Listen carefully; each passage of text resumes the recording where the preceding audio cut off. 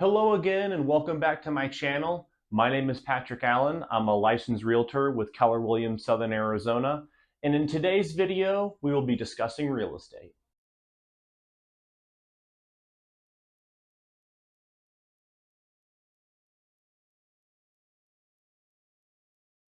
Although real estate has come to become a pretty big part of my life over the last 10 or 15 years, my journey into the industry actually started completely random. It was to be a book recommendation whose title was thrown off the cuff by a boss of mine in yet another meeting of middle management, personal trainers, and sales guys in the gym where I worked right after finishing college. And although he somehow led me to believe that the book was about negotiation and sales tactics, the next 4 words out of my boss's mouth that day would go on to change the trajectory of my life more so than just about any other 4 words that I've heard before or since. Rich Dad, Poor Dad. Some kooky retired sales guy named Kiyosaki with a bunch of novel and wild ideas about how the rich are in fact created simply by following a different set of rules than what's typically taught in poorer households. We all have an origin story, and this one is mine. In today's video, we're going to explore my background as an investor in real estate, as well as the story of me finding a fulfilling career in real estate sales,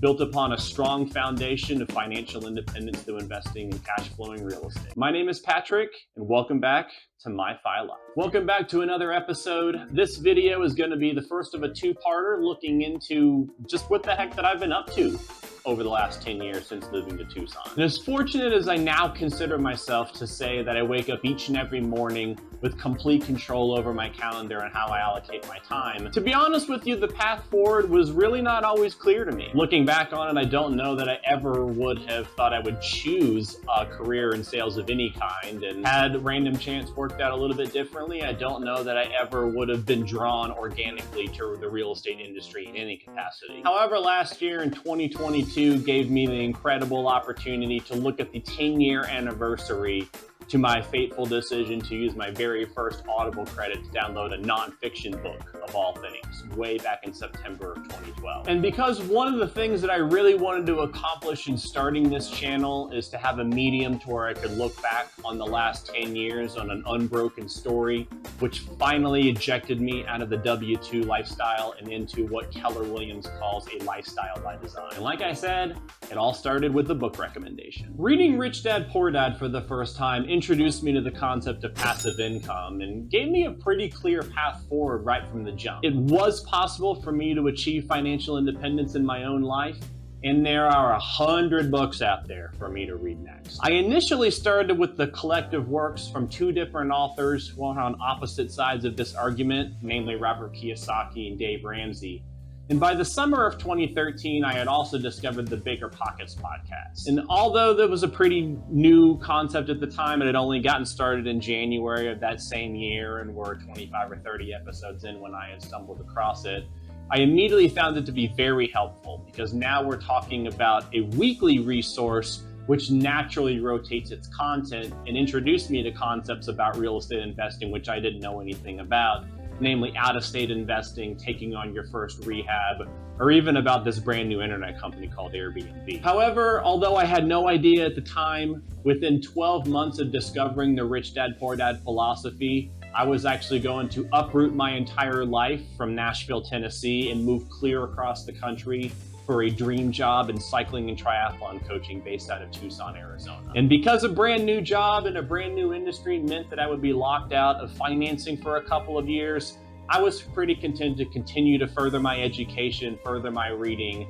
as I also got used to my new job living in a cheap and crappy apartment that was walking distance to our main office. But I was aware of real estate investing, I knew about house hacking, and so as soon as I hit the 2-year mark with my company and was able to secure a pre-qualification for a loan, I made my very first purchase in December of 2015, less than 1 month after my 30th birthday, and I knew that I was on my way. That next year of 2016 basically involved living in my house hack with a roommate. It was your standard 3-bed, 2-bath starter home, and the idea from the very start would be to rent out the other 2 bedrooms that I was not occupying to roommates to help subsidize my mortgage payment. But to be honest with you, I never actually succeeded in getting more than one person reliably paying rent at that place at any one time. It was really just the one roommate, and with some mixed results towards the end of the year about renting out the third spare bedroom on the Airbnb platform. But after owning the property for a 12-month period, I was eventually able to move out of the property and turn it into my first purposeful long-term rental,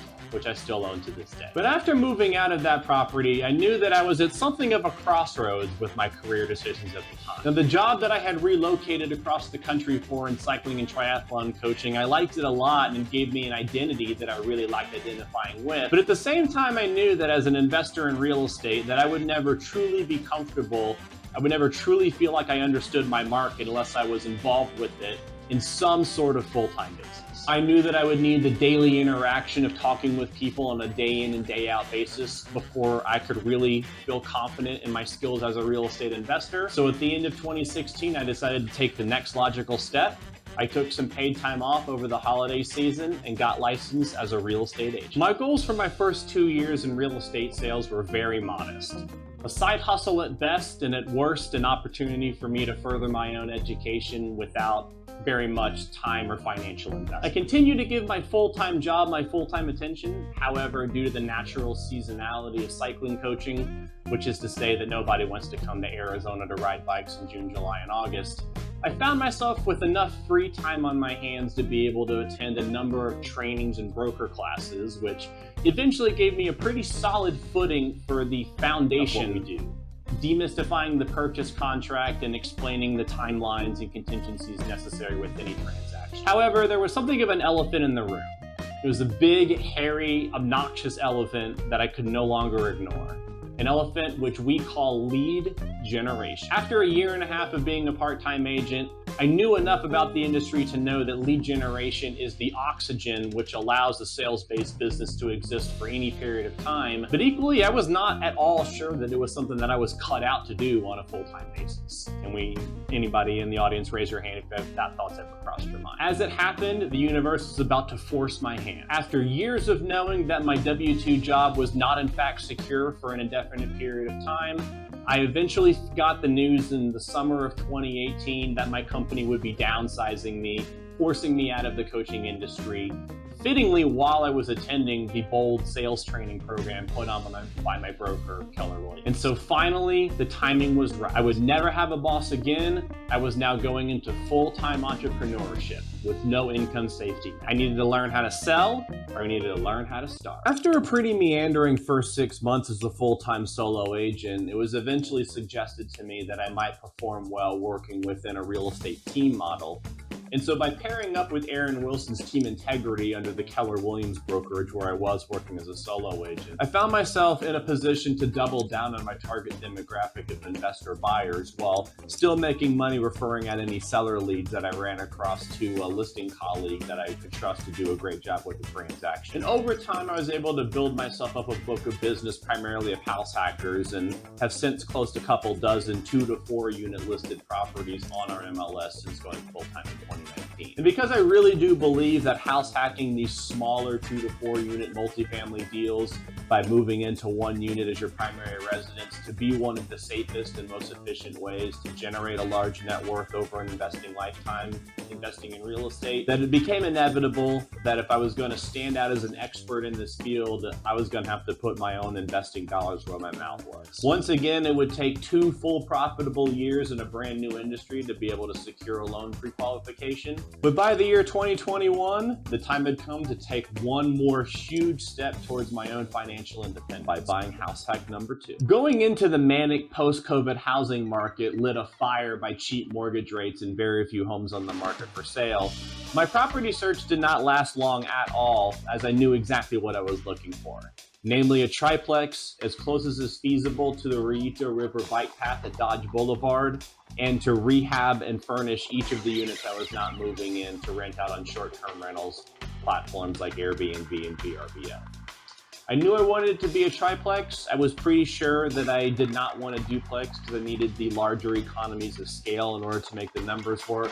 while being similarly confident I did not want to go for a full fourplex because I needed the space and the privacy to allow a short-term rental model to be profitable. I wanted it to be a long walk, or in any case a short drive, from the best bar in Tucson as well as the best dog park in Tucson, which is Tucson Hop Shop and Brandy Fenton Dog Park respectively, for those of you who were not sure. And I was also pretty confident that my guests would like the style that I like. Namely, I decorated each of the units with bike decorations and offering a free cycling guide for guests that can check in to help them put together their weekly cycling fantasy. And because there really aren't very many triplexes that are gonna pop up for sale at the corner of Dodge Boulevard and Fort Lowell here in Tucson, I ended up going under contract at pretty much the first one to hit the market. If you're interested in finding out a little bit more about how those numbers shook out, we'll plan on doing a full-length video that dives deep into the financials in the first and second year of owning the house hack. But here's a little bit of a summary page here for you. We look at the bottom here. Once we look at all income minus all expenses, it's something like $6,000 out of pocket for me to live in this primary residence, no longer an apartment, building equity of my own. $6,000 for the year.